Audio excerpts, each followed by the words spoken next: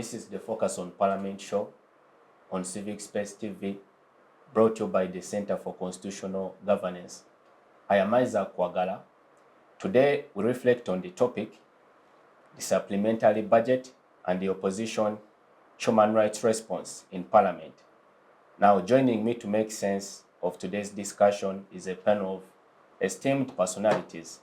I'm going to allow them each a minute to introduce themselves, and then we can delve into the substance of our discussion. From my extreme right. Thank you, Isaac. Good morning, viewers, and good morning, Isaac. My name is Sam Ibanda Mugabi. I'm the president of the Uganda Parliamentary Press Association. Happy to be part of this panel. You're most welcome, sir. Good morning, Civic Space TV. Stephen Birahwa, Mukitale, better known as National Dialogue. I'm happy to be here. You're most welcome, Honorable Professor. Good morning, viewers. I'm Mwambutsya Ndebesa, and I am better known these days as somebody fighting a crusader for nation building. Thank you for joining us, Professor. Thank you.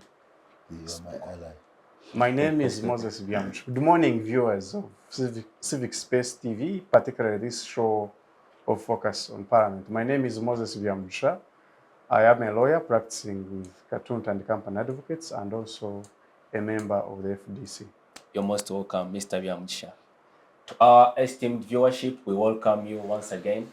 Now, for perspective, this week we've witnessed intense activity in Parliament. Parliament approved the passage of a supplementary budget amounting to 3.5 trillion Ugandan shillings. Also, we saw the leader of opposition in Parliament, the Right Honorable Matthias Mpuuga, make a statement as a rejoinder to the earlier statement made by the State Minister for Internal Affairs, General David Muhoozi, with respect to the human rights situation in the country. We are going to delve into the substance of this conversation. I want to start with you, Professor. It is now emerging that the supplementary budget is being financed domestically through borrowing from the local banks. It has also provoked a lot of rancor from economic observers, plus also the various quarters of the opposition. There is an argument that the trajectory which the government is taking with respect to its fiscal policy and discipline is not sustainable. What are your thoughts? Thank you. I thought you would begin with these economists around. But anyway, my thoughts, even if I'm not an economist, these economists, sometimes we hear their messages. They say the economics or economics is about limited resources and how you can efficiently, effectively utilize those limited resources. But it appears, as far as Uganda and the budget is concerned, budgets in Uganda are concerned, the resources are unlimited. We are operating on the principle of unlimited resources. So you find that, first of all, let me educate some people, because I was also educated, actually I didn't know, that this supplementary budget we are talking about actually is already the budget that has also been spent. It's already money that has been spent. This passing of it is actually approval. Secondly, I was under the impression that the law says that only government is allowed to have supplementary budget of only 3% of the total budget. But I learned last night from the debates on the media that actually that is only the 3% is only that which government is allowed to spend without approval from Parliament. But otherwise, government has an unlimited way of having supplementary budget. They can even have supplementary budget, government can even have supplementary budget of 50% of the budget What that means now that they have finished this one, which I think was already spent or approved for spending in the immediate, and we are in the first quarter of the annual budget, it means we should expect another supplementary budget along the way in the second or the third quarter of the budget. So it is unlimited. There is a tradition now that Uganda's budget expenditure is unlimited because every time supplementary budget is brought into parliament, it is passed. And so the government officials or some people, when they feel like spending, those who are decision makers or they can influence decision making, every time they feel like they want money, since the money is unlimited, they just come and ask for supplementary budget. Unlimited in another sense, let me also share it. Unlimited in the sense that when revenue authority has not collected enough, government can borrow from external lenders. That is one source. If the external lenders are not there, they can borrow from the banks here internally through treasury bills and bonds, whatever they call it in economics. If that option is not there, they can borrow directly from private individuals here. If that option is not there, we have had in the past who are paying a certain Kenyan lender, a private person, this time not even a bank. So you can go to Kenya or any other country and still borrow. So the money is unlimited. And since Parliament normally gives permission to have this supplementary budget, so the money is unlimited. And from what we are hearing, these supplementary budgets are not necessarily for the emergencies. Some expenditure that was for things that were not seen, they were unseen. They were emergencies. That should be the justification. That should be the justification. But now, and according to tradition, under these unlimited resources, they just spend on anything. They are spending on artists. I don't know whether some of us are artists or whatever. I am not in any way suggesting that artists, they should not spend on artists. But is that an emergency? Couldn't that one come in the next budget? But since they are unlimited resources, those ones can get. Census, we knew that we needed to have census 10 years back. It is also now in emergency. The question of national identity cards, we knew 5 years ago that we needed to renew them. That one is also an emergency. And many others have become emergencies under this understanding that Uganda has unlimited resources. Even if we don't have enough collected money, we shall go to external lenders. If those ones don't have, we have the banks. If those don't have, we have the private individuals in Uganda. If those don't have, you go to private individuals elsewhere. Now, under such circumstances, economists will educate me here. If you begin spending like that, having in mind that we have unlimited resources and then we can spend unlimitedly, then you get a problem. We have a saying in my language, they call it kabetemere.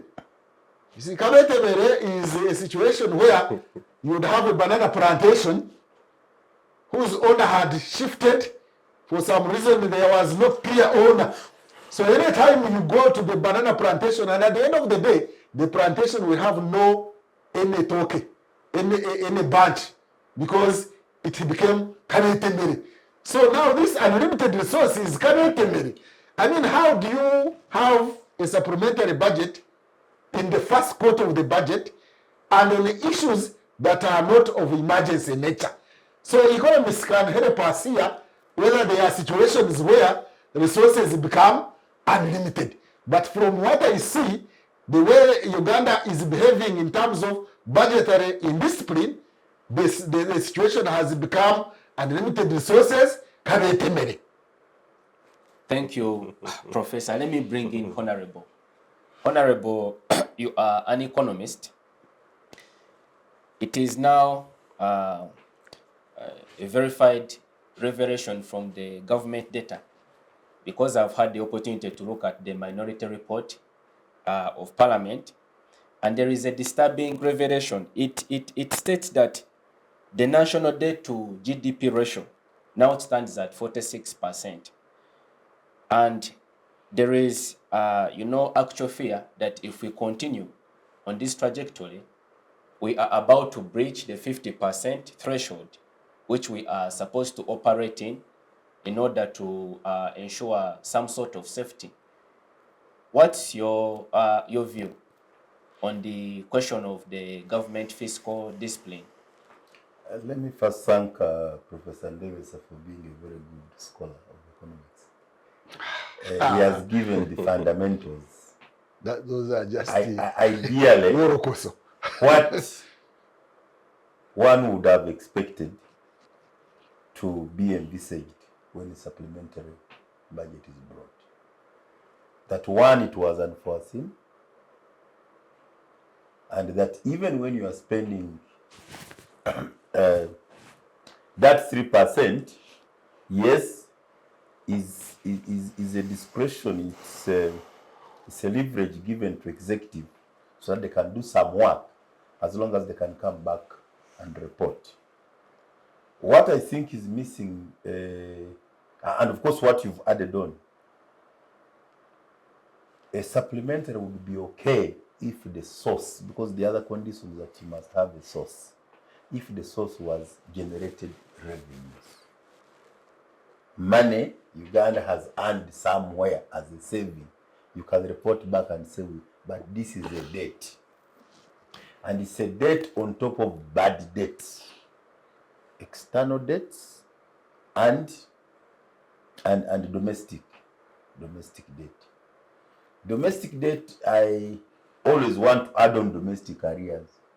We have government contractors and suppliers who have not been paid. those ones. We have been borrowing domestically for the last 7 years without paying back. And those loans are accruing additional interest.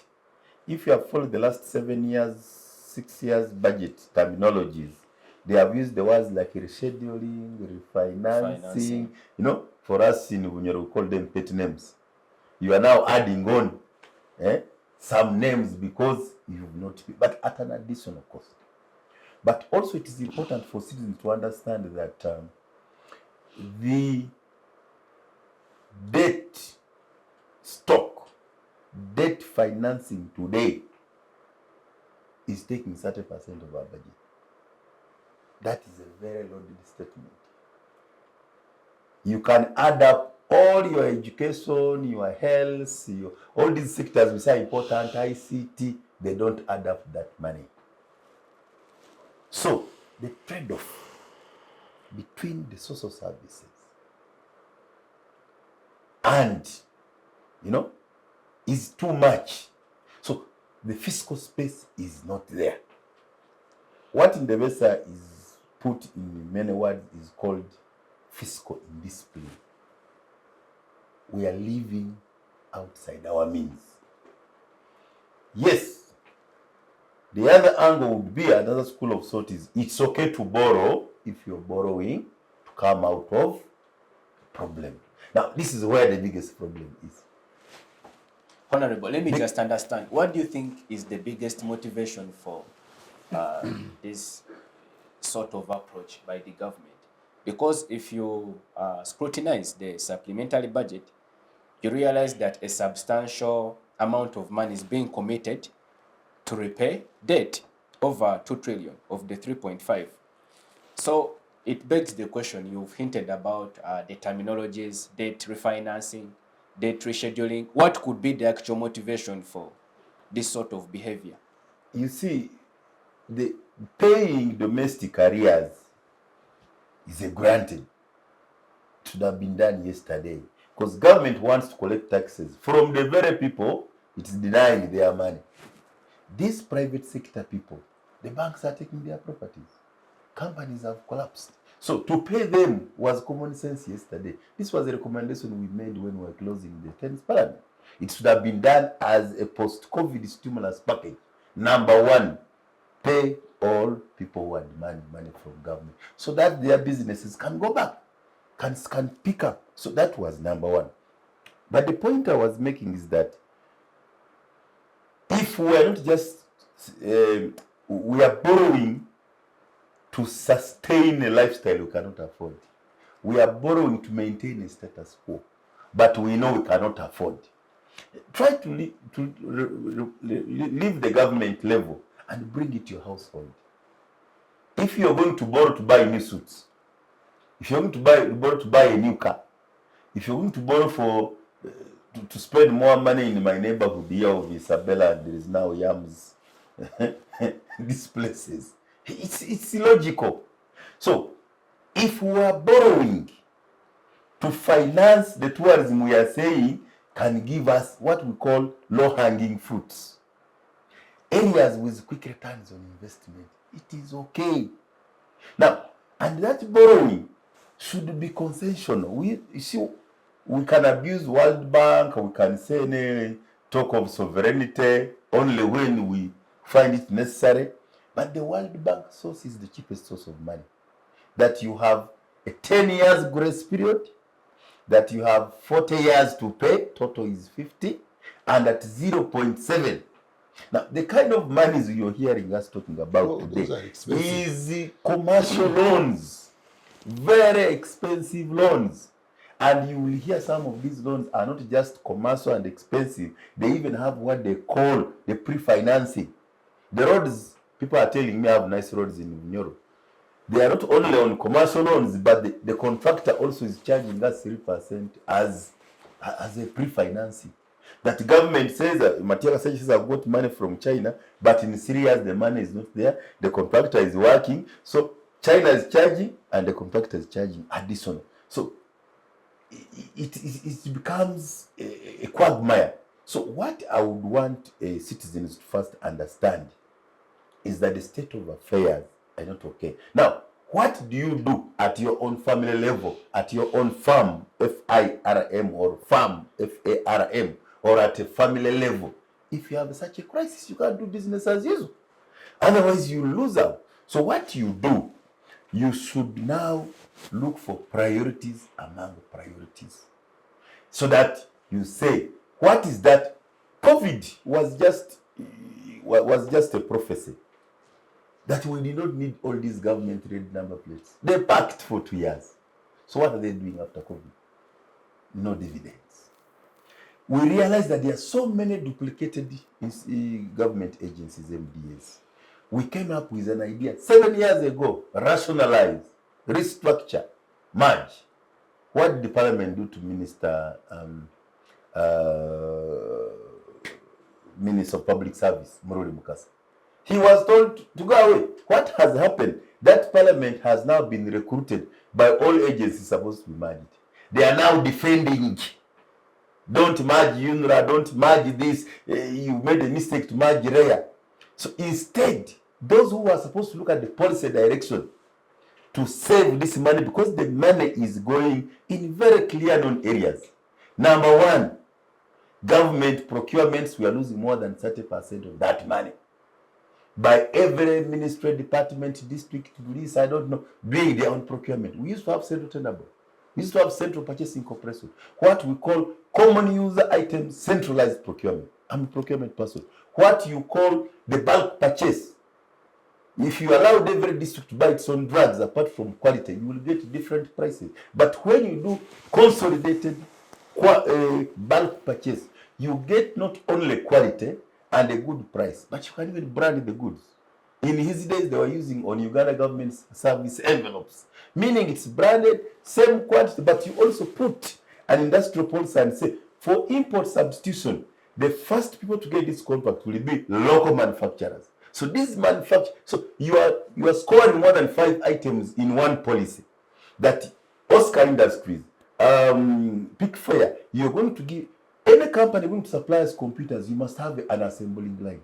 If you're going to give us vehicles, we would want to see you having it. Instead of struggling with Metu and I don't know, Kira, you would say you have a contract for 10 years. But can you give us a line of production of this type of vehicles Uganda want? And then we shall sell them to the East African community, we shall sell them to the African continent. Those policies are not there. So it's a very big area which needs a big debate so that this money being expended, countries like Korea were developed on loans. Korea was hit by the World War. Ban Ki-moon gave us a testimony in Busan that he went to school on foot. But because of a good policy of loans for industrialization, loans for private sector, loans for local economy, Korea is now a first world. But for us, we are not borrowing to move. So what would be important, that what has the $20 billion debt? Have we moved? I can tell you we have not. We are in a more worse off state than we were. The economy is more in foreign hands. So what we need to be discussing, now that we are at this stage, what can we do? So what reforms should we have done yesterday so that we stop this hemorrhage, we stop this quagmire, so that we see that the little taxes which are going to be collected are being invested in where the country can get a return on investment. Thank you for your views, Honorable. Mr. Byamugisha, you are a governance specialist and an active politician at that. From a political point of view, when you examine the items that the supplementary budget has been committed to, you realize that, as Professor and Honorable both pointed out, some of them are questionable. One could even, use the word duplicious. I think Honorable also mentioned it. We have, for example, the Rubowa Specialized Hospital. This is a project that has been, you even debate the proper word to use. I don't know if it's in the offing or it has taken off, because it has not. But it's been there for now some years. And despite, a lot of interventions from even Parliament itself to get it kick-started, there has not been any registered progress. What sense do you make out of But this? before he comes in, you should have added there that one of the items in the supplementary budget was supervising Rubowa. Yes. It is in the supplementary budget that some technical people supervise, and I don't know why they are paying those, because the Ministry of Health, I know for sure, they have got engineers, not engineers of bones, engineers, civil engineers, who should be supervising, but they have asked for supplementary loan. Supervise. Thank you very much. And first of all, I thank the precurrent speakers, Honorable and Professor, who have contributed on this topic.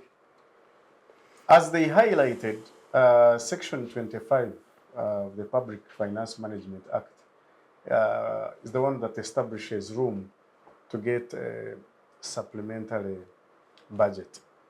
And as we can see now, the same section indicates that 3% of that year's annual budget can be spent by government without coming to Parliament, but it should be able to come and report within 4 months. But that section 25 of the Public Finance Management Act creates terms and conditions, as my colleagues were indicating, that the item that government seeks to bring within the supplementary budget is unforeseeable, that it is unavoidable, that it is very urgent, and that it is not easy to absorb it within the budget. In other words, that government is not able to do internal reallocation of what is already provided for by Parliament to be able to handle it. Now, in this supplementary budget they brought to Parliament, we are seeing government is borrowing 3.5 trillions. Out of those 3.5 trillions, 2 billions is to pay, 2 trillions is to pay Bank of Uganda. And of the remaining, about 12 billion is to pay the money lenders. Actually, I was even asking myself, what could be the impact of the fact that government is borrowing, is getting money from the same sources that we ordinary citizens would ordinarily be going to get money from. Now, the most annoying thing of this supplementary budget is that it includes items that were presented during the budgeting process, but were rejected by Parliament. Items like Ruboa and a number of others, they were brought, Parliament looked at it, the committee looked at it, and they said, no, we cannot allocate money to supervision of Ruboa when there is actually no work that is being done. And so they passed this year's budget without this money. But because the thirst for government to spend was still too high, and perhaps they believe in what my uncle has said of unlimited resources, they still went ahead and spent this money. And they have brought the supplementary budget, and they have put that money of Ruboa within that 3% area where they can spend without asking for permission. That shows you some level of impunity. During the budgeting process, the Committee of Parliament asked the ministry regarding the money for census. And what the Minister of Finance did, they said, no, we cannot put in money for census now in the budget because government doesn't have money. That's the argument that is on record. Now, they are coming back with a supplementary budget to indicate that they have already spent money for census. And yet when the budgeting process was on, they argued and said, no, we can't because census takes place every 10 years. One would have expected that the government would plan, but now it is coming as what? As an emergency. It talks, all this crisis is caused by the cost of public expenditure. We have got a bloated, right from the cabinet, the cost of public expenditure is too high. And now when it comes in corruption, it becomes very, very tricky. We have got the issue of classified budget. Now, when you check in this supplementary budget, State House has got 485 billion of classified money. President Office has 39 billion as classified. There is also money for ISO. Now, the challenge is that there is no proper oversight on that thing called classified. Although the law talks of a few people who have the privilege to know, but it is still grossly abused. And all those are channels that they use to create room to be able to abuse the budgeting process. The concept of budgeting is to the effect that you've got programs and you've got resources, and so you are trying to allocate your resources according to the programs that you would want to undertake. And the budget process has got even instruments like the MTFs, medium-term framework, expenditure framework, you know. They indicate that this quarter we are going to work on this quarter we are going to work on this, it will take this money. But they still go ahead and abuse that. So I think it talks of the impunity that there is in government. And I also don't know whether at this stage, do we still need to go through the hassle of actually passing budget, or should simply let the government always spend and inform and do what? Because even when they pass budget, they abuse it. Actually, someone was making a joke and saying, they said 3%. So meaning they can as well come back 20 times bringing supplementary budget that is less than 3%. You can imagine such. Mr. Mugabi, as the president of the Parliamentary Journalists Association, you are a watchdog of the public in Parliament. Are you satisfied with the, first and foremost, the process, but also secondly, we want to understand the motivation for this supplementary budget seems to be questionable, judging by the the opinions that have been provoked and the rancor from the public. Members of the public are not satisfied that the government is committed to adhering to prudent financial spending and discipline. What is your view of this? Thank you, Isaac. First and foremost, I want to thank my seniors, Professor Honorable, and then my brother, who is now an expert in governance, though he's a lawyer. I'll base my thoughts as a journalist. I don't want to say that I'm defending government or I'm on the side of opposition. I need to be clear on that. But their thoughts, I think, are very key. And if government is listening and watching, we'll be able to pick something from their submission. But what we also need to understand, one, there is a lacuna in the law in terms of processing these supplementaries. But before I get to that lacuna, do we need supplementaries? I think in any entity, in any government, supplementaries are needed. In case there is an emergency, like Professor and my colleagues have said. But it seems we are abusing these supplementaries, like my colleagues have already said. Are the supplementaries serving the intended purpose? Because whenever resources come, do they reach to the intended? Are we seeing the tangible issues or projects being worked on? The answer could be yes or no. You have given a good example of the Lubawa. Even today, even when you ask the minister in charge of health, may not even be able to give you the progress of the Lubawa hospital. Everyone knows that. Now, getting on the issue of the law, the Constitution talks about, the Constitution is open on the 3%. And the people who were honorable, I think you know that.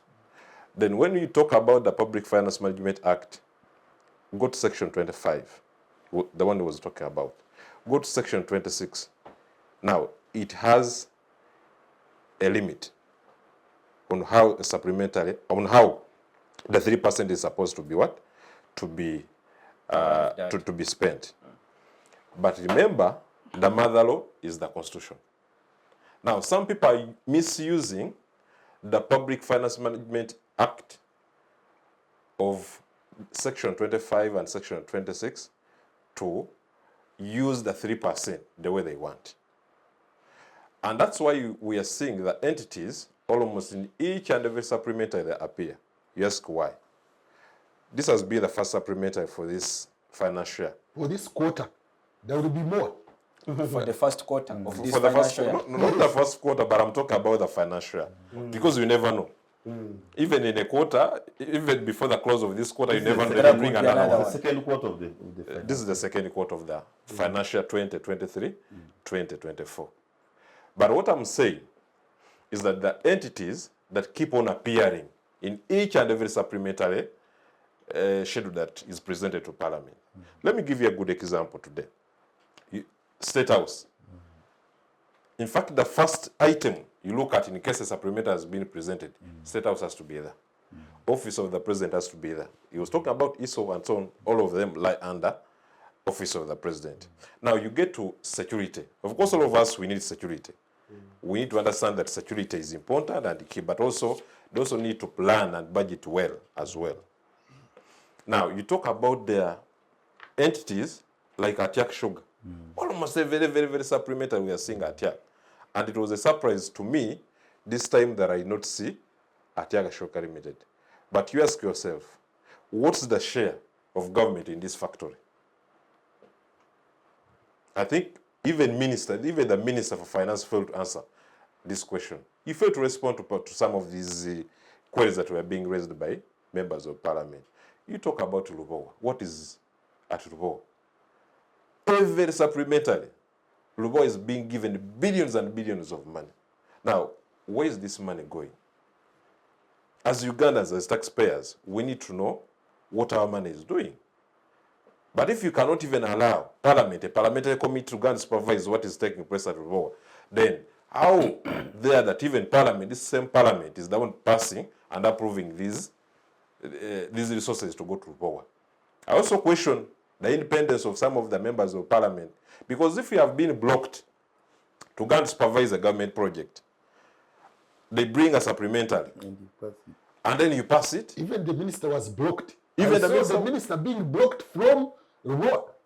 A minister of Harris. Even the permanent secretary. Can you imagine? But we are seeing these same people that are being blocked are the same people who are approving these budgets. Now, are they independent in their decisions, or they're being influenced by somebody? They're just are they in the remote or not? Those are some of the questions that the people who are approving these budgets can be able to explain to the public with the taxpayers. People are paying their taxes. And remember, we are paying taxes, but at the same time, even paying for the interest for the money that we are borrowing from the foreign banks, from our domestic banks, and even from individuals, like Professor said. You find that a government has even reached to the extent of even going to borrow from individuals, from money lenders. You remember last time?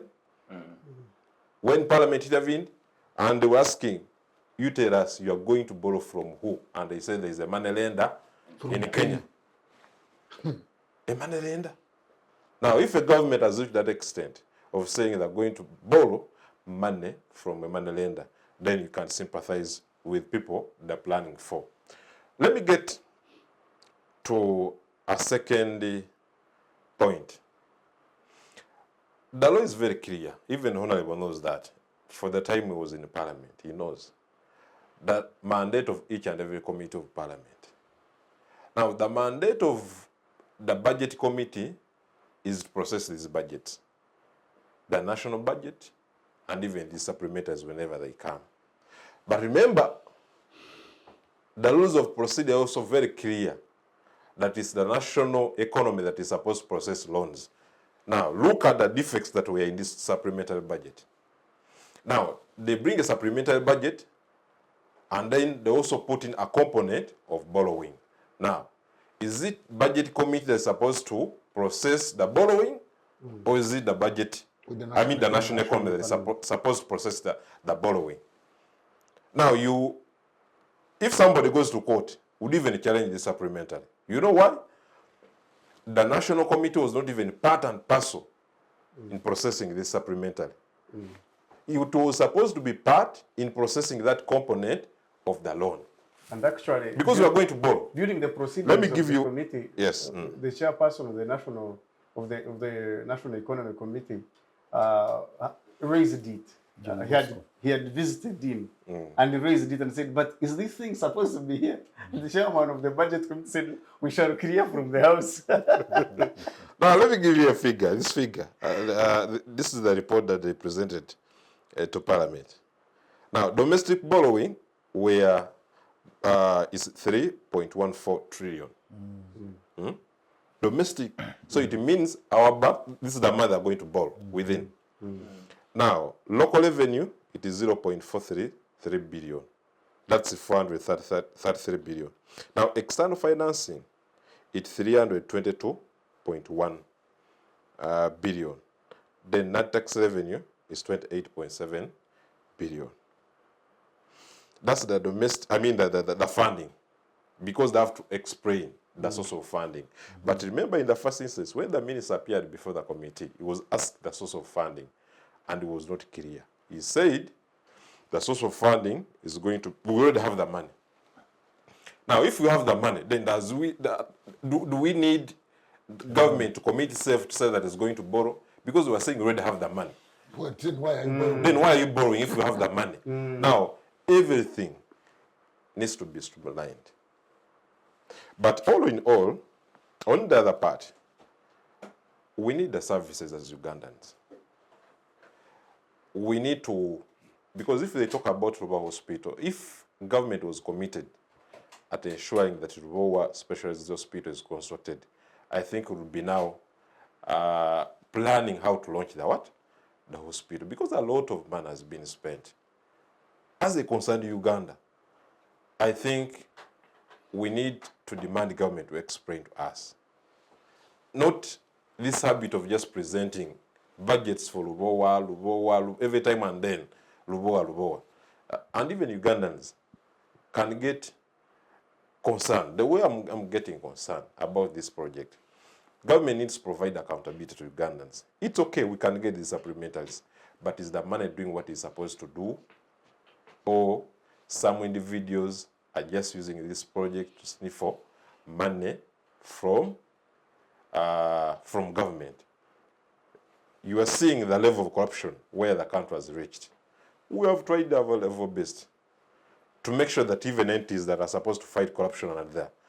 But at what percentage are they fighting corruption? Remember, the IGG recently said almost 10 trillion. The country is losing almost 10 trillion annually. 25% of the budget. Of the Which is national budget. No, if 25% of the national budget is being misappropriated, Wasted. now you also sympathize with even these entities that are fighting.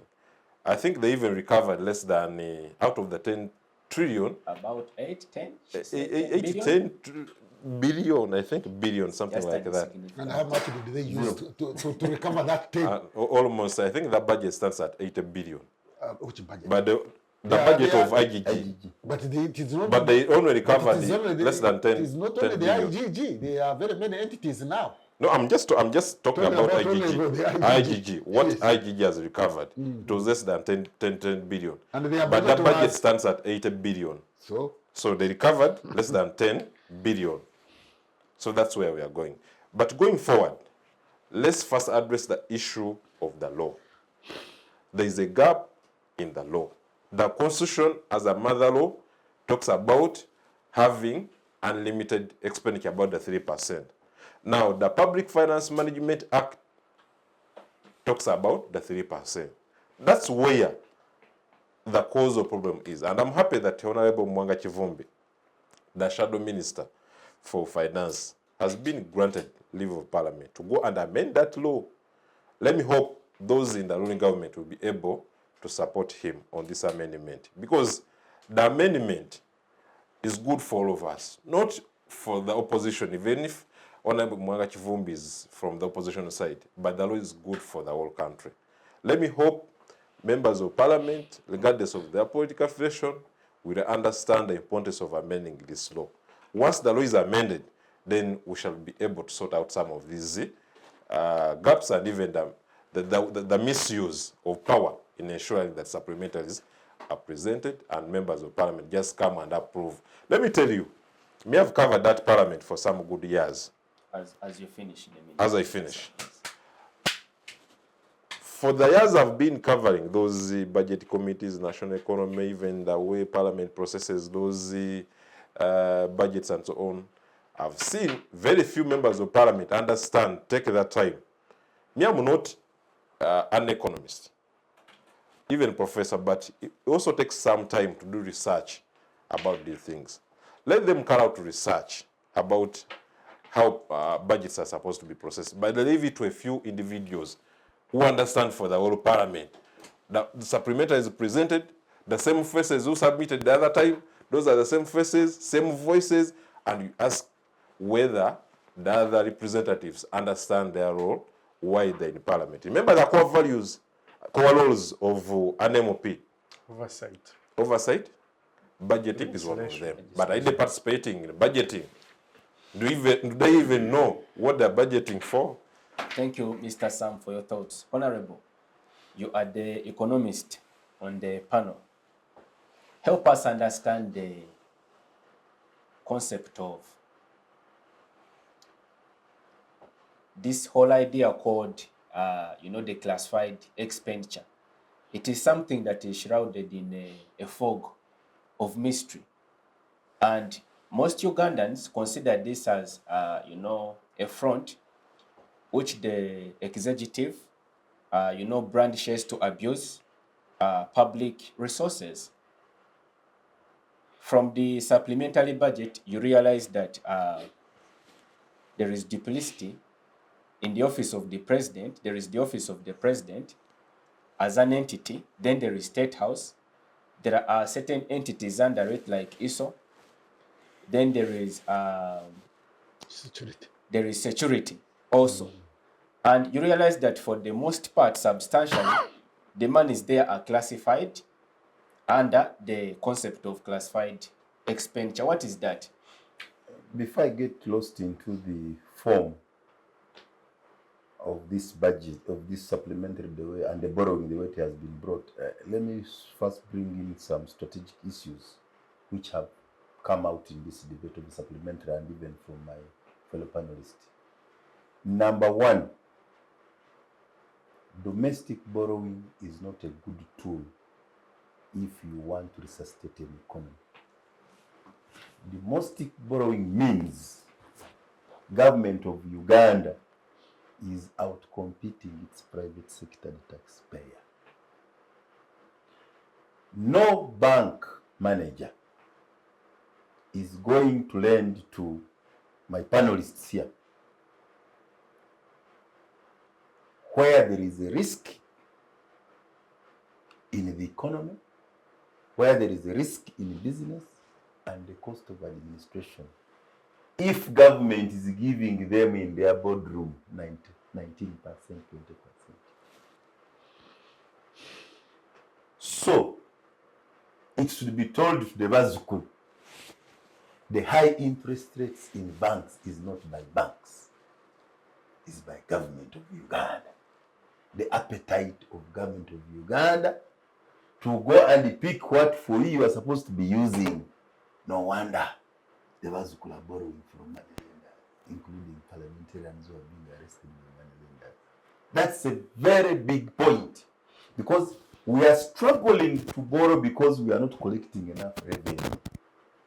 But the taxpayer who should be making some business to grow, because this budget has a strategy and to create more jobs, to industrialize, to deepen what financial inclusion, to fully monetize the economy. You will not achieve these targets of a very good budget strategy. If you read it for the last 5 years, it's almost the same. They just change semantics of words.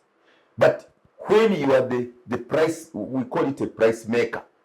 So the banks and the citizens are a price consumer. We are price takers. So it is the government which is paralyzing the economy by using those instruments called bonds and treasury bills, because that's what the domestic borrowing is about. There's just some information I wanted to give you. Yes. That borrowing a government, there's already the guarantee security is there. Exactly.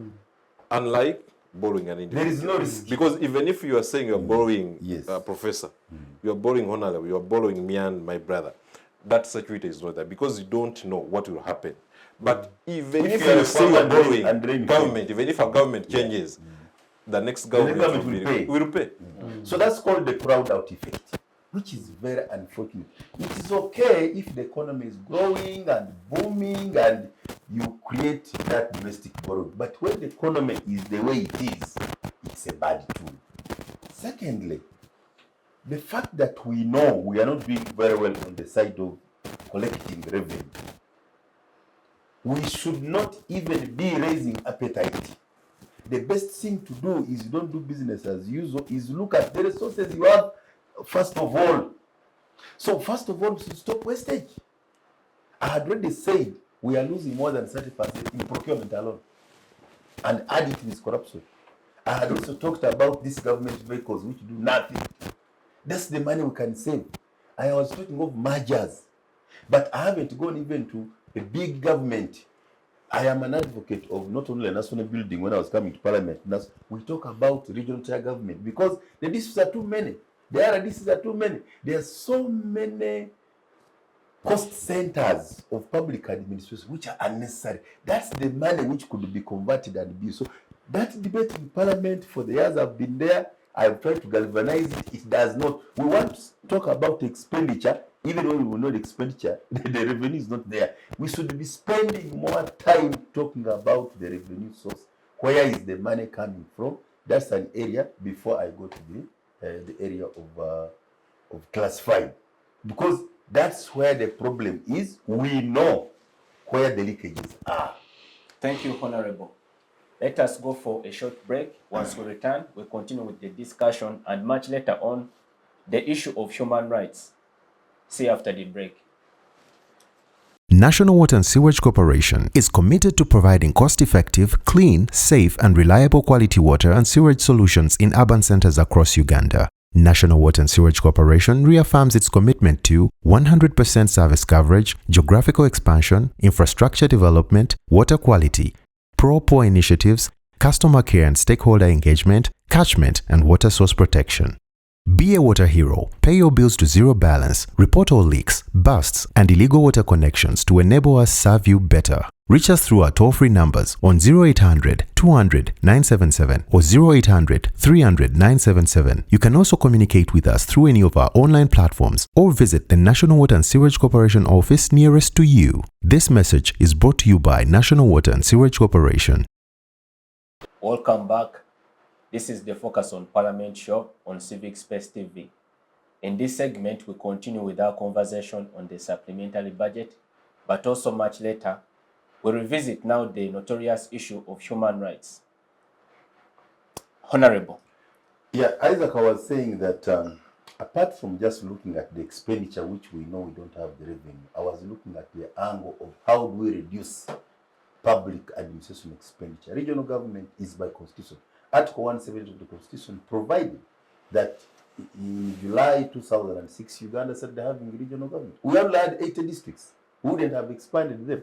We would be amalgamating. We should be actually saving a lot of money. Even right now, the challenges we have, we would be using zonal, like these bridges which are affected by the El Nino. We would be using zonal approaches, regional approaches. The cities should be economic zones, not just power, not just political centers. We would have industrial parks and look at how to create employment in all these, instead of saying Kampala is impossible. So that is one area we should be looking at. We know the public administration cost is too much. Some of this work being done by RDCs can be done by elected leaders. There is a chairman NRM of the region. There is a district chairman elected by the people. So there are areas we can actually stop the hemorrhage. There is a lot of money being wasted. In the other areas I've talked about, it's procurement, there is corruption, there is duplicated parallel institutions of government, and also I'm an advocate of national dialogue because I know a lot of money we are spending in security has instead been a battle between government and opposition. I proposed during the Besige proposal of tsunami that government makes the leader of the second candidate a leader of opposition, instead of acquiring a lot of hardware to fight the tsunami, to fight Kwagala, and because a lot of money is going in that area. Our security now spends too much money targeting opposition. No wonder the next topic you're bringing is of human rights. Instead of dialoguing and having consensus as a country, and we direct the resources into nation building, the resources are going into killing each other. But Honorable, in a minute before yes. Specifically on classified. Classified is a very interesting area. In Uganda, we only talk about classified expenditure. Where is classified revenue? We went to Rwanda. We are in Congo. We are in Somalia. We have been in South Sudan. Do we ever earn anything? Does the central bank, does consolidated fund receive some money we don't know of? So we are in an era of Wagner. Do you suppose that we go there to earn? We don't want people to as Somalia is joining us and the DRC joined us already and Sudan as members of. We don't want to have a Wagner syndrome. That you're thinking you're having a national army when some people are getting very rich using soldiers as mercenaries. So that is also an area for us who believe in national dialogue. We know people don't want to talk anything about security. But these are the stinking areas, making our politics very expensive. Because the business there is illicit movement of arms. So there is arms deals going on in this region.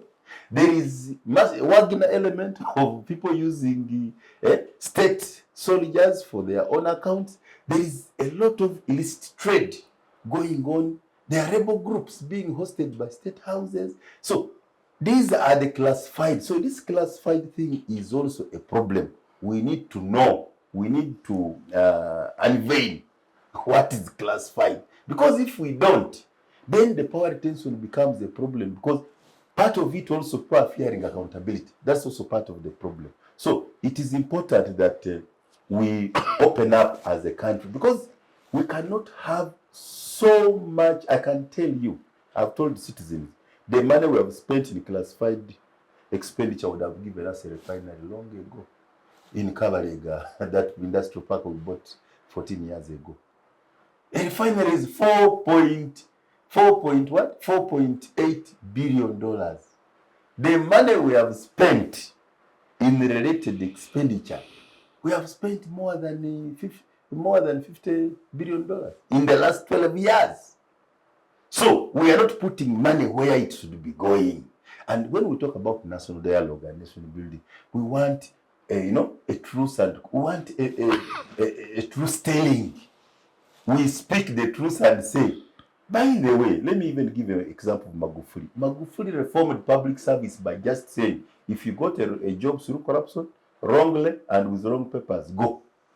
If you're doing any government supply and you're in government, leave. So we are not going to succeed. And he cancelled certain ceremonies of the state, in order to look to be real frugal. Yes. We are now talking of 600 people going to where? Though some of them were sponsored by UN. So what we need as a country, I saw Muruli Mukasa being held hostage. By the way, the impunity is talking about in this supplementary is also blackmail. So some of these things are being brought there just to say, what can you do? It is possible to agree. There are areas we are losing money where we shouldn't be losing money. If we agree as a country, there are a lot of people in this public service who did not get the jobs correctly. There are those who have stolen and should have been retired in public interest. There are those people, if you put an inquisition today and you say the loot you have, we don't want people to end up in extreme cases. How can a public servant have more than 50 properties? What has he been exporting to make this money? So we know where corruption is. We know where the money of government is being lost. Maybe they inherited the property. So what we need to do is, you know why I'm emphasizing this national dialogue, which doesn't sound economic. It is very economic. You don't lose the money. You agree, and when you give an amnesty, and any public servant who knows has had I've given you 6 months amnesty. Go home with your loot. Exactly. If you don't, we're going to put an inquiry on every property of your cousin, of your mother-in-law, of your uncle. And should we find, we are going to take out impound the property, but also take you for life in prison. Everybody will hand over. And then we make fresh recruitment in a balanced way from every region of Uganda of qualified people. Because even right now, the public service is not balanced. So there are real issues we cannot handle by just finding more money. Actually, finding more money is like trying to give more blood to a patient of leukemia before treating leukemia. It is a bottomless pit. Let us first fix the bigger issues. There are bigger issues to be dealt with, not just budget. Thank you, Honorable. Professor, Honorable in his discussion has laid the foundation for our next leg of the conversation, the question of human rights. We are now into, I think, the second month of what has been a sustained boycott by the opposition, which, as we now understand, they have suspended, protesting the rampant abuse of human rights by the regime. This is a trend dangerous as is we began to witness from the build-up to the 2021 general elections. In the immediate aftermath of the elections, it is still unabated. This week we've seen the Right Honorable Leader of the Opposition, Mathias Mpuuga, make a rejoinder in Parliament. In his statement, he still maintains that the government has not accounted for the 18 missing people. And we've seen a rebuttal from government. The minister says that there is not anything much they can do about that. The speaker says they are calling for a consultative meeting between the various stakeholders, including the Uganda Human Rights Commission and the office of the speaker, plus the whips of both the government and the opposition. What are your thoughts on this process? Do you think it is something that we should expect fruits from? Thank you. What guides me when what guides my thoughts and my public engagement over the question of people losing their lives and having political prisoners is actually not so much about human rights per se. I know I'm seated beside a lawyer here. Mine is nation building. If you kill somebody, or you make somebody disappear, or you imprison somebody on flimsy excuses, what impact, what significance does it have on national interaction and nation building? It is very dangerous. You know, those people, I hear the speaker, the Human Rights Commission, chairperson, they are talking about, this is very, very, very dangerous. I am telling you, I am an analyst. I have seen how this nation has evolved. I have read it. If we are not careful about issues of arbitrary arrest and incognito imprisonment, this nation is going to disappear. There will be people, I have heard people argue that, you see, Uganda has been there, it will always be there. What is Yugoslavia? Can any of you tell me where there is Yugoslavia now? Or even in the Soviet Union, is it there? Sudan here, it hasn't disappeared almost. DRC Congo, is it there? Is there any country, a nation state called Somalia? Libya. Or even Libya, as the member has pointed out here.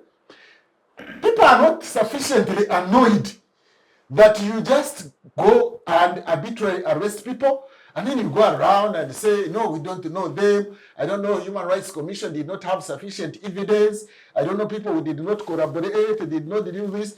I've heard even the minister in parliament saying, always referring to disappearance around NUP, although NUP is the one which is raising it. Whether somebody actually disappeared and was a NUP supporter or not, that shouldn't be the issue for security. As long as there has been a report about somebody disappearing, you should follow it up, regardless of where that person came from. When NRM came into power, and I remember even President Museveni, the leader of NRM, since then, saying that I cannot preside over a government where somebody can disappear without trace. For a day. He said it. Now people are disappearing without trace for 4 years, for 3 years. This is not even a week. This is not a day. Why are people disappearing like this? You know, it is politically motivated. And I think we have to be very careful. Civilized countries, let me call them civilized countries, or functioning states, do not have political prisoners. Tell me whether there is a political prisoner in Sweden or Denmark or Norway, or, you know, there are no political prisoners. When you hear a country having political prisoners, then you should be very careful about the future of that country. Yes, you can have somebody accused politically, whatever the case may be, taken to a civil court, and is charged, and is out, and is, you know, The way Trump is in court. Yeah, something like that. Many mistakes. Yeah, yes, but you do not make people disappear incognito. That shows the primitivity around which the state is building. I don't know what foundational ideology we are building a state. You know, and remember Uganda, we should be very sensitive about ethnicity and ethnic groups and regional groups and religion. Should be very sensitive because these are still ripe identities. These natural identities are still ripe. So when you make some people get lost and then you joke about it, you just debate about it in a joking manner, do you know the significance and implications to nation building?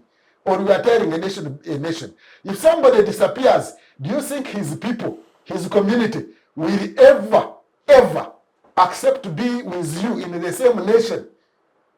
Forget about the issues of human rights and the conventions and all that. Will you have an interaction and kind of social intimacy and nation intimacy with a group of people whose son and daughters or whoever disappeared without trace? Please, let government trace these people. Let's not even look at the typical nomenclature of human rights per se. There are human rights, there are political rights, there are survival rights, but there is no question of also dignity. People don't know that Ugandans are dignity conscious. They don't know. But they know, maybe they just brush it off. You just undermine somebody, overlook somebody, and we need also to gradually overcome militarism. Instead, it is increasing. So we are always being referred to as to use methods as they used in the bush. But those were military methods. You don't apply them when you are now running a civil government. You see, in the military and security, when you securitize something, you use extraordinary, out of ordinary means to resolve it. But that's not how to run a civil government. So for them, or for government now, people disappearing, people used to disappear in the bush, whether on the government side or the rebels. And there is no question, I am told there in the military, order the order. Now that is not when you are supposed to exchange ideas. So when somebody comes to you as a government and says, please can you explain as a government department, as executive, how people disappeared, or even how people are being tried in a military court martial. I find it very difficult to fathom, to understand how these people who have been captured as rebels, you know, the Mukurus and the rest. Even there is a recent chap they arrested for Kasese issue. Yeah? He's already been tried in a civilian court. And then you try somebody who was found putting on a red cape. You try him in a military court martial. An overall. Or he's putting an overall. Just because you want to punish that person. I think we are still taking the ethos and the norms and the values of militarism, which is maximum kill. You know, in the military, which is understandable, your opponent is an enemy. Your opponent is an enemy.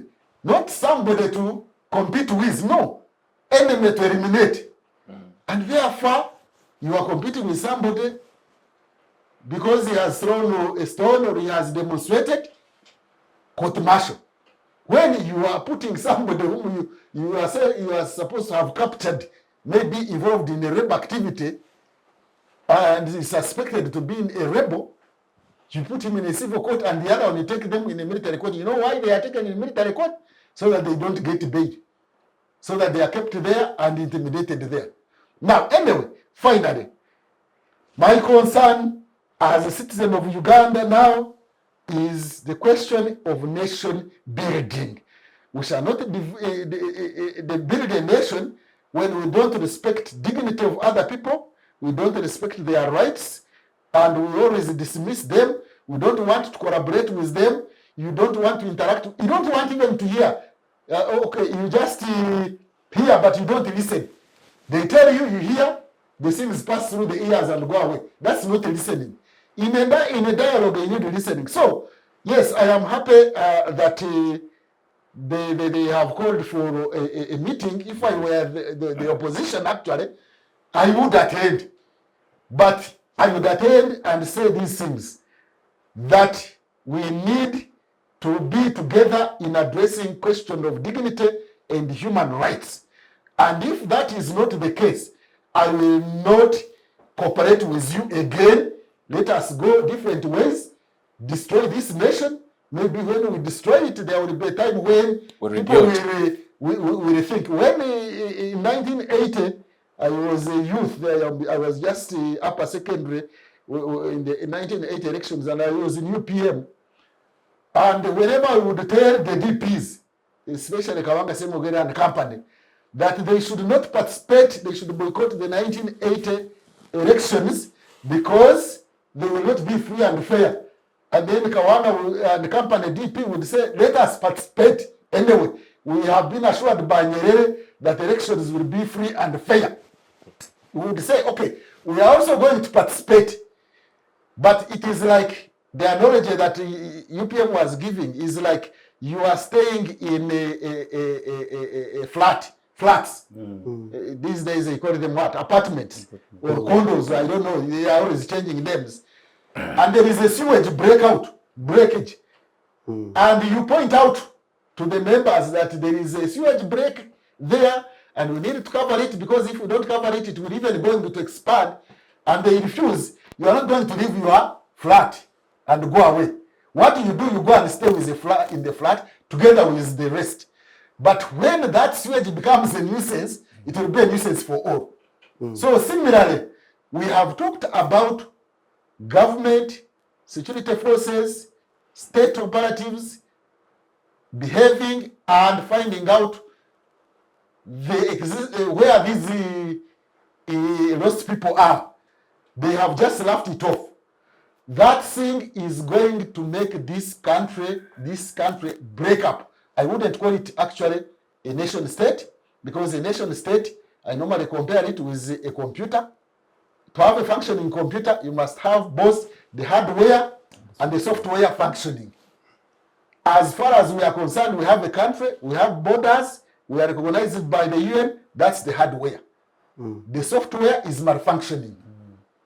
The way it is malfunctioning is for government officials to laugh off a case of somebody who has been killed or arrested or disappeared, and you just laugh it off.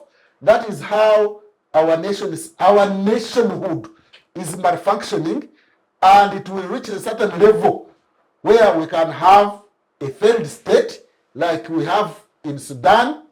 Is there Sudan, Khartoum, really, to talk about, or Somalia, or even the DRC Congo, our neighbor? We are in a genocide-prone country, region. We are in a failed state, sub-region, and I thought that we should reflect on this as NRM promised of a fundamental change. Let's have a fundamental shift.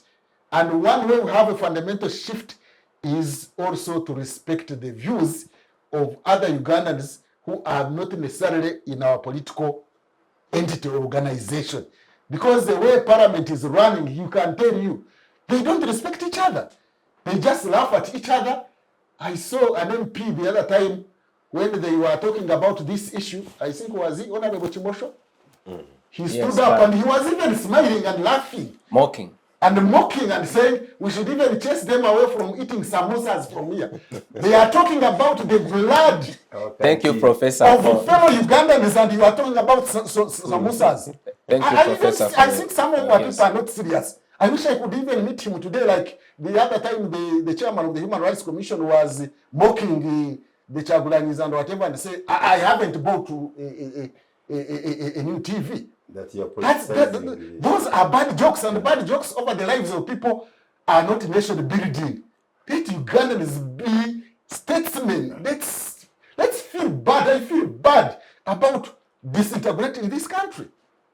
Thank you, We Professor. laugh and talk Yes. about samosas when they are talking about the death of people. Mr. Byamugisha, you Get are annoyed. a political actor of a major opposition party, the FDC. The protest action in Parliament is being undertaken by an amalgamation of political parties, the opposition as a whole, so to say. But we've seen in the course of that action, fault lines emerge between the various perspectives of these political parties as to what is the best approach that should be adopted. In the course of the action, the whip of the FDC, the Honorable Sibambi, directed members of the FDC to return back to plenary, even as the opposition chief, Matthias Mponga, was still maintaining that the protest action is still on. Now, this conduct of the opposition is, provoking confusion among the public. Is the opposition, undertaking a united and resolute front in respect of this action, or you are acting independently but with a view of promoting the same objective? And if so, what is your attitude to the proposal fronted by the Speaker that there should be a consultative forum where this issue can be discussed and then solutions found? Thank you very much.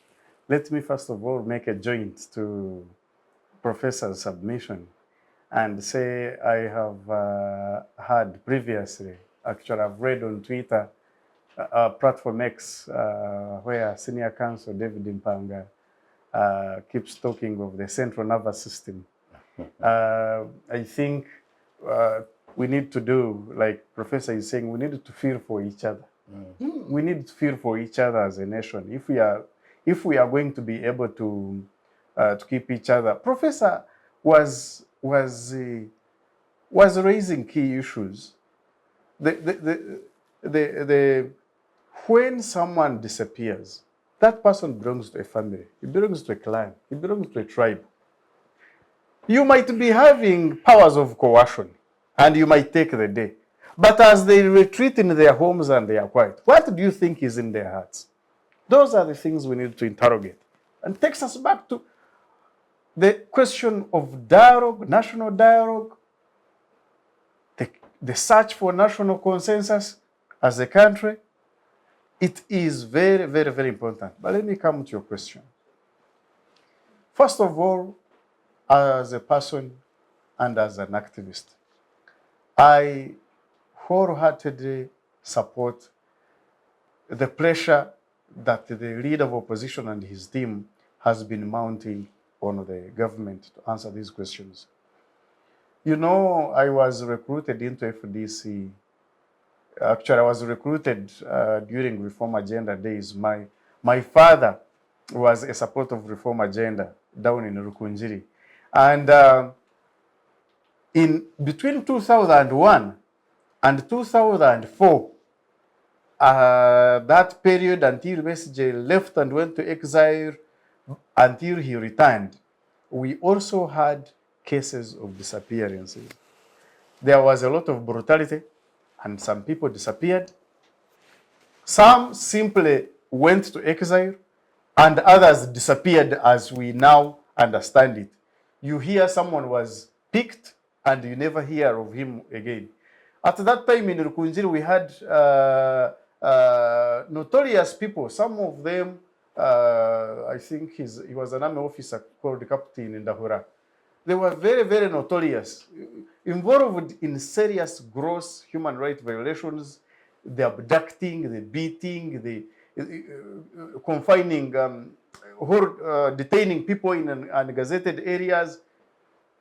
So I relate very, very closely with the kind of effort that Honorable Mpuga and his colleagues are involved in.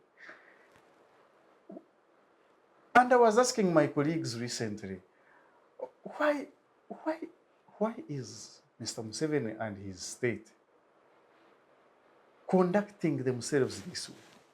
You see, as an activist, all that they are doing, I put on my blue t-shirt, I carry my placard, either I'm saying we want a new change, we want a new change.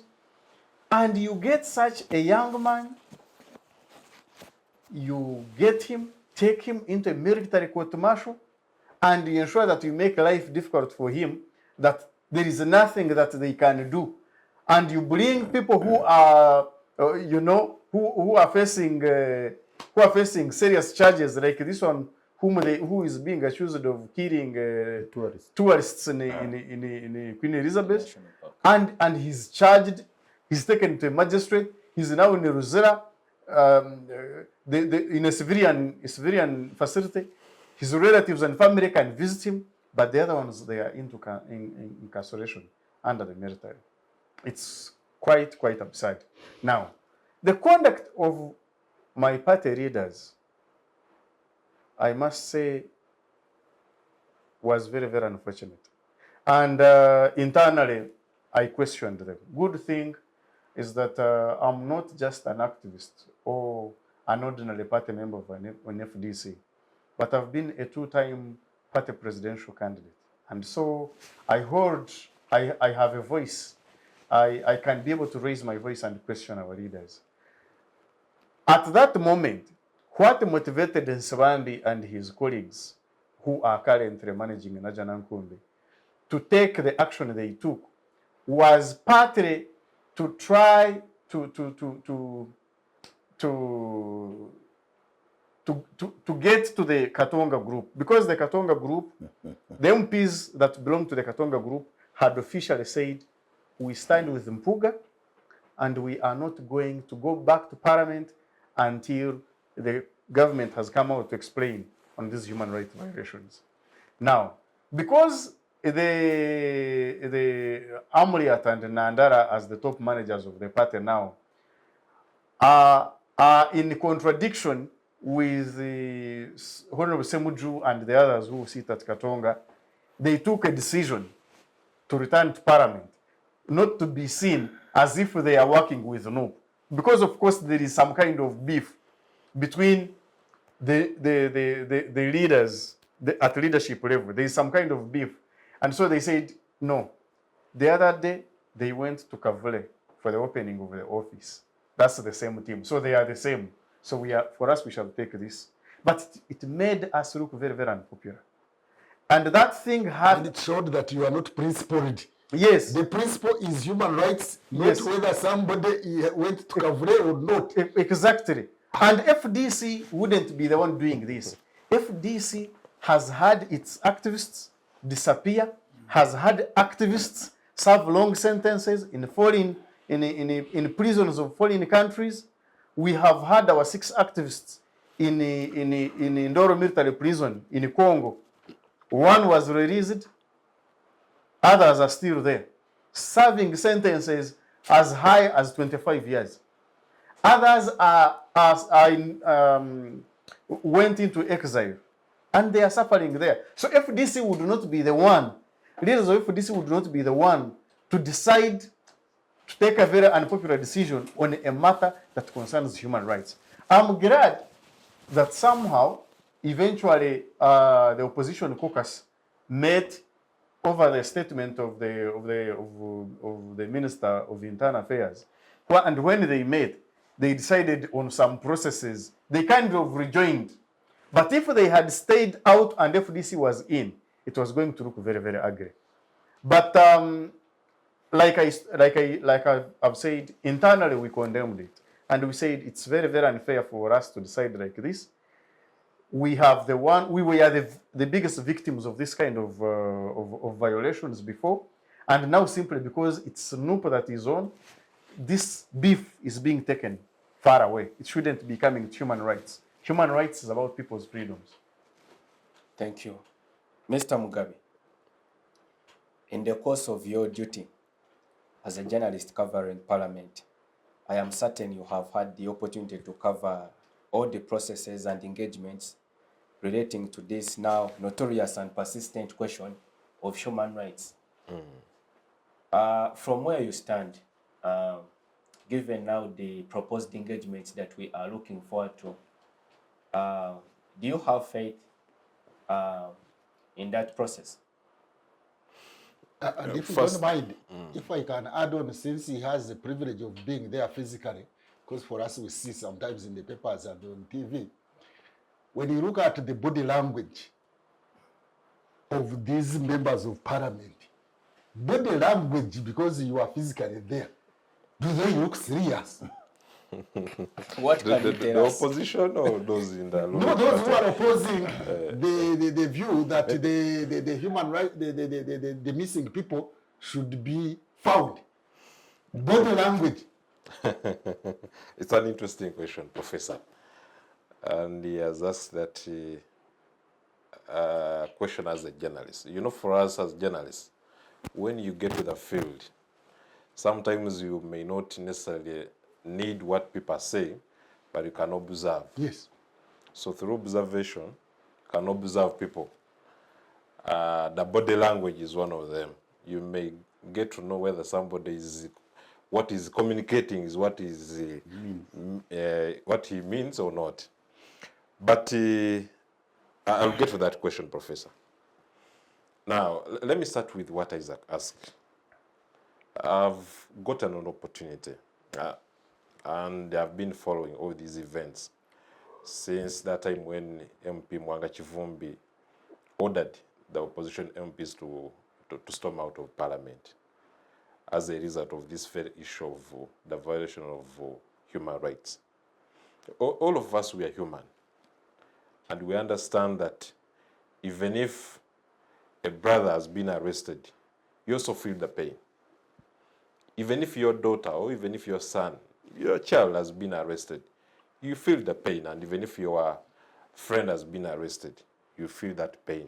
You may even think that you are the one who has been arrested, all of us. But the pain worsens when somebody, your colleague who has been arrested, you can't even trace him, the whereabouts of him or the whereabouts of and so on. You get that pain worsens. Now, the issue of body language is related to the timing of the demands you are presenting. Was it the right time to present these demands concerning the violations of people's rights or not? When did the arrests happen? People disappeared. When? It's the question. Some disappeared in 2020. Others disappeared even after elections of 2021. Now you bring your issues in 2023 towards the reshuffle of the leadership of the opposition in parliament. Now, somebody who analyzes well these issues may question your intellect of presenting these issues at this time. Motive. The motivation. And the motive, what's the motive behind at this time? Why now? That's why I'm saying, why now? The timing. But should it matter? The timing. This is a question of human rights. It goes to the very core and root True. of governance of the country. True. Isaac, you're right. But some of us who can read what's behind the curtains may understand why the timing. You haven't been following the politics of what is happening, you know. You haven't been following what is happening in the corridors of what is likely to happen in the new leadership of opposition in parliament and so on. But leaving politics aside, all of us need to understand that we need to respect people's rights. But like lawyer counsel said, I saw the opposition putting up 4 demands. One of them was to immediate release of these political prisoners. And 2, establishment of the Judicial Service Commission to investigate. And they were saying somebody who is a judge, the High Court can be the one to head Commission of inquiry. to head this Judicial Service Commission to inquire. And the public inquiry, I think they were demanding. Even I think one internally within parliament, a select committee of parliament. So that there are 2. That wanted, but of course the parliament has powers to accept the demands or to reject the demands. But what I remember, one on the issue of the release of the unconditional release of the political prisoners, good enough, the speaker said, we will engage the president. She even asked the Attorney General to commit on behalf of the government. And the Attorney General was saying they will engage the Chief Justice. Now, I was also questioning myself, does it necessitate the Attorney General to engage the CJ on this matter, or we need to follow the law? What does the law say? If I've been arrested, then it means you have to present me to the courts of law within how many hours? 48. For 48 hours. Now, since 2020, people were arrested. This is 2023. How many hours are those? So are we respecting the law, or we are not respecting the law? Let government respect the law in terms of presenting these people to the courts of law, because court is the one who can set me free or say or convict me. But for you, you were put me in your custody for years and years. Now, am I getting the justice that I'm supposed to get or not?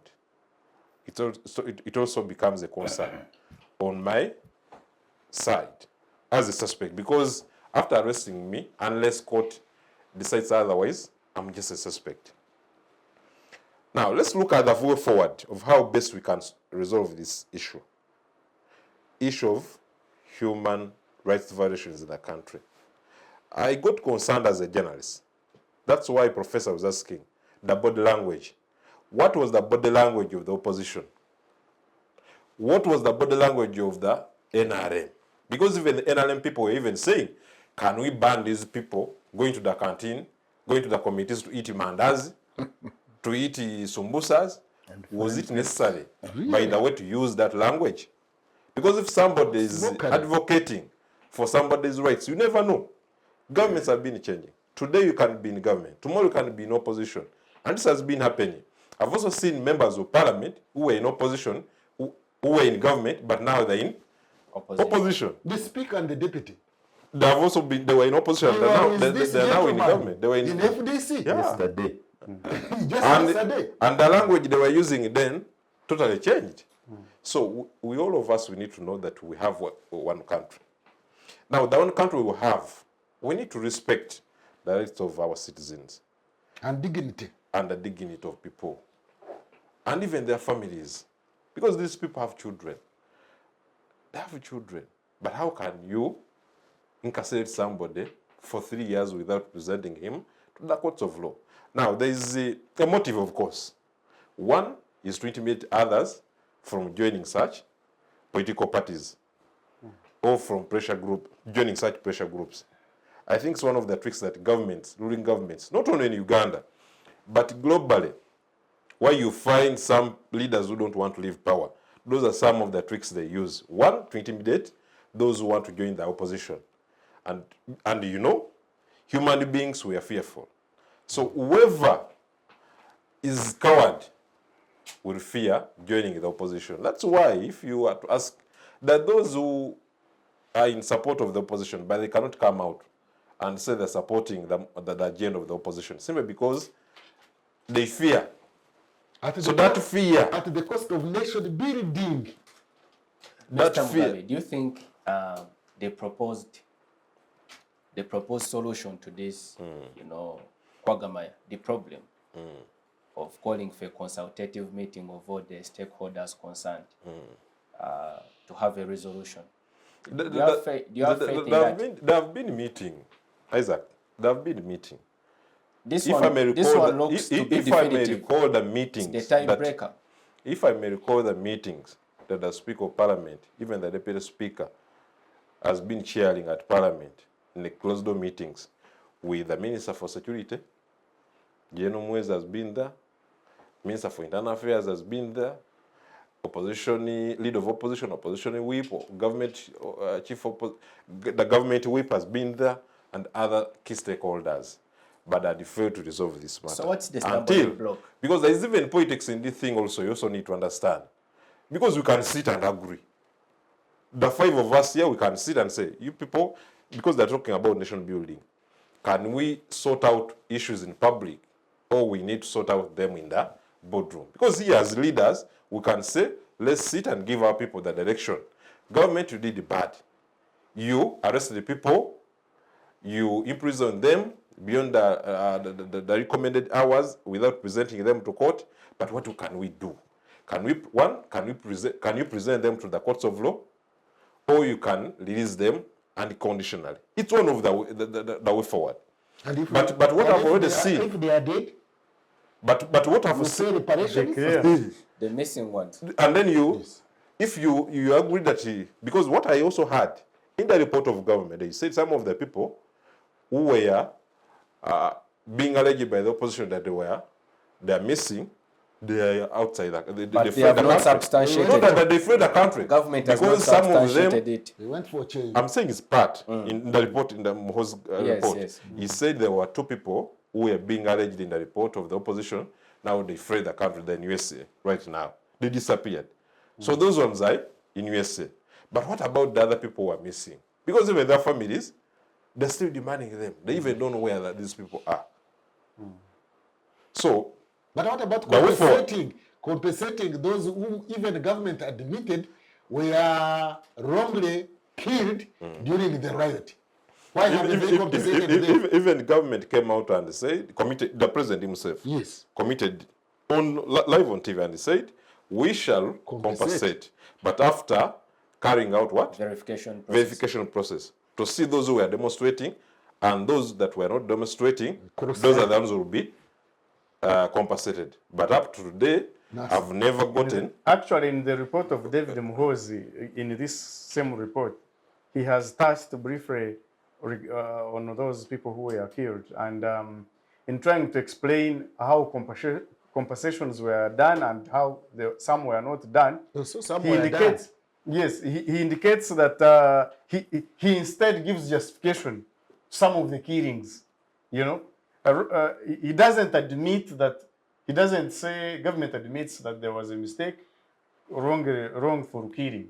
Instead admits, instead says that, some of those killings are justified. Police acted within the laws and the army acted within the laws, but they were, so there is no compensation, in other words, some of the killings. Yes. So that's why we are still waiting for the report, As the you sum it verification up. report. Let me hope government will be able to present the verification report, but does it need to take years and years just verifying the people who were killed innocently? I think, because even the president came out and said those that were killed innocently will be compensated. The families will be compensated. No man is worth a life, somebody's life. But at least Some reparations. you can, this money can even assist the what? The children. The children. Now, lastly, the speaker talked about the Human Rights Committee and Committee on Defense and Internal Affairs to carry out fresh investigations about the missing persons. Let me hope the two committees will be able to dig out and get the details and present to Parliament a thorough report that both parties will believe in. And on the issue of the chairperson of the Uganda Human Rights Commission, the information I got today in the corridors of Parliament is that the opposition is demanding that even that commission can investigate, but they don't want the chairperson herself to investigate because for her, she has already indicated that she's living in fear. So somebody who is living in fear, they don't think whether she can be able to produce an independent report. Because one, she said, whenever she's holding meetings, some of the commission members come with guns in the boardroom. So can somebody who is living in fear be able to produce an independent report? The answer remains to those who are viewing this show, whether that somebody can be able to produce an independent report. So that's one of the demands they're putting, that it's okay, Human Rights Commission can Also carry out investigation, independent investigation, at the same time as the Human Rights Committee of Parliament and the Defense and Internal Affairs Committee. Let's wait for the outcome of these investigations. Maybe they will give hope to the families whose people disappeared up today. Honorable, you and Professor here have been consistent and tireless leading voices to undertake a national dialoguing process. And the idea is that some of the aspects, especially concerning the human rights situation, I think comprise the broader agenda of that process. But in the past, we've had independent commissions, Honorable and Professor. I am convinced you are aware of the contents and findings and conclusions of the Odero Commission, the Justice Odero Commission, which this government constituted in '87 to investigate some of the rampant human rights violations of the past regimes. There were recommendations made, which the government has not acted on. Do you think this government as currently constituted is one that can, operationalize your idea of a national dialogue? Honorable. First of all, we are discussing symptoms of the state of affairs in our political malady. We are politically sick. The body politic has a problem. 2020, before election, when this matter of extrajudicial killings and human rights violation happened, it was before an election. Another election is coming, roadmaps have come out. I wish the debate was towards getting a remedy that the next coming election, are we going to go back to square one? Or we have learned some lessons and there has been some good directions of remedy that as a country we know we are making strides. Matters of human rights are not partisan matters.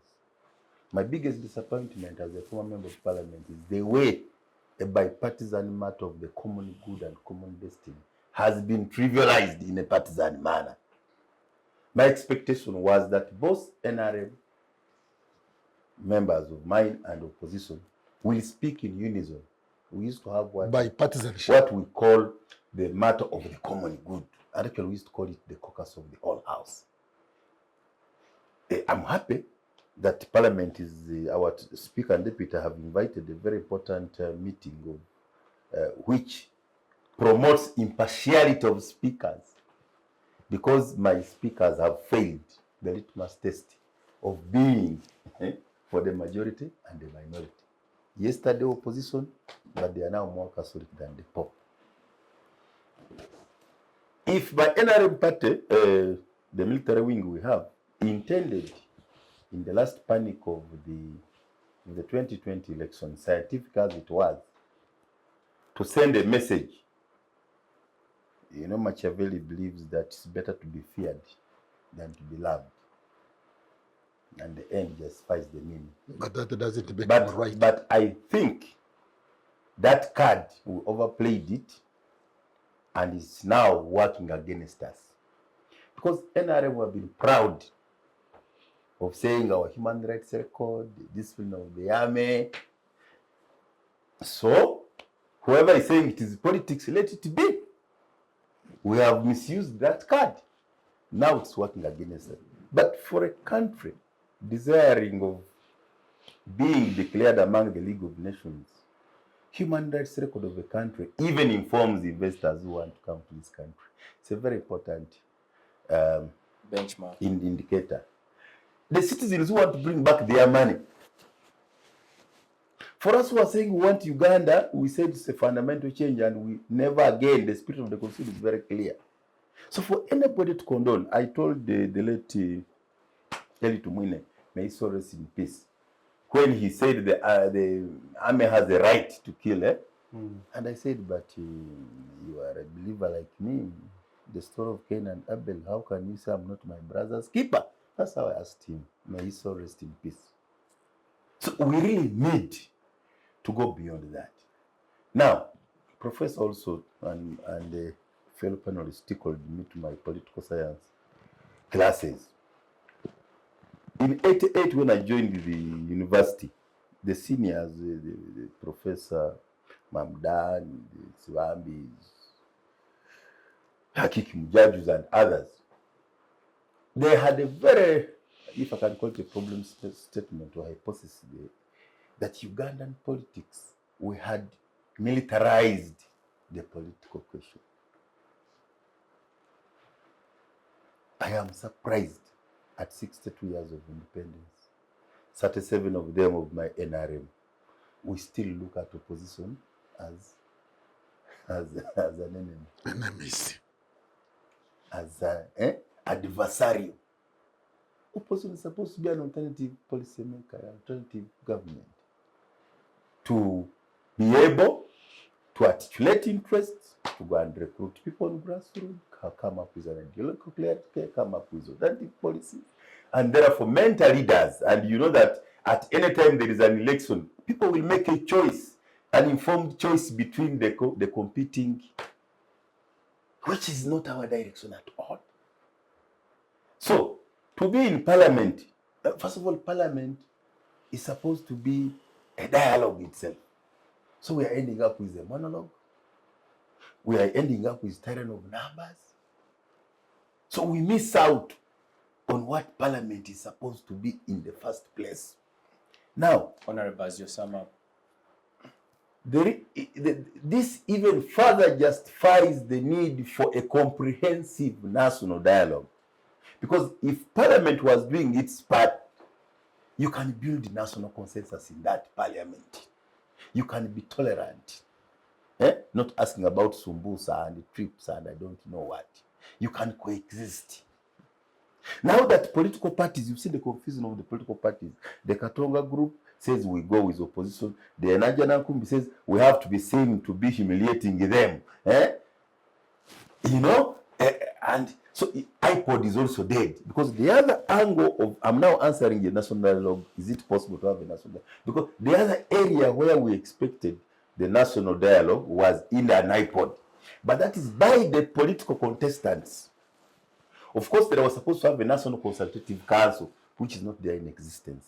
Now, in absence of those three scenarios providing a semblance of a national dialogue, clearly we need an extra politician, an extra political seeking dialogue, comprehensive, including the cultural leaders, including the faith-based interreligious council, the eminent women, the elders forum, the academia, the civil society, the taxpayers themselves, whose money we are playing with. The media. In the bad expenditure, the media. You know, the civic space we are benefiting from here, so that we can agree as a country that what is happening is not what nobody can be proud of extrajudicial killing. Nobody can be proud of what's happening there.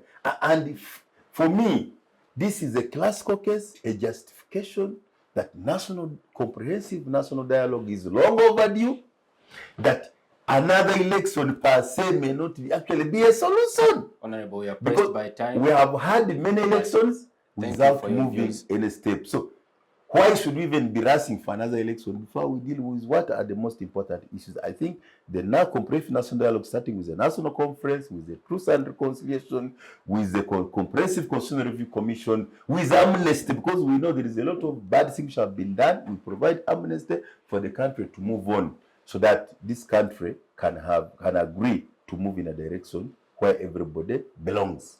Thank you, Honorable. Mr. Mugabi, your parting shot. Thank you, Isaac. First, I want to thank you for this opportunity where we have been able to hear out some of our views. I know those who are viewing can benefit from those views that we have been able to front to them. Being one of the leaders of the journalist body in this country, I know journalists have also been those on the front line whose rights have been abused.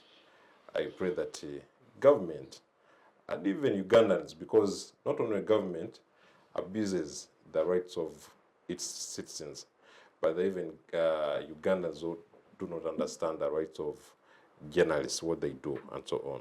So I believe all of us need to respect the rights of each and everyone, and I know that's the way to go. Thank you so much. Thank you. Professor, your parting shot. My last message to all Ugandans is that the basic and fundamental human right is a right to life. If there is no life, the other rights cannot be enjoyed. And therefore, let's not politic over the right to life. I heard the Prime Minister, when he was raising a point of order, when the leader of opposition alleged that he knows where Chibarama is or something like that.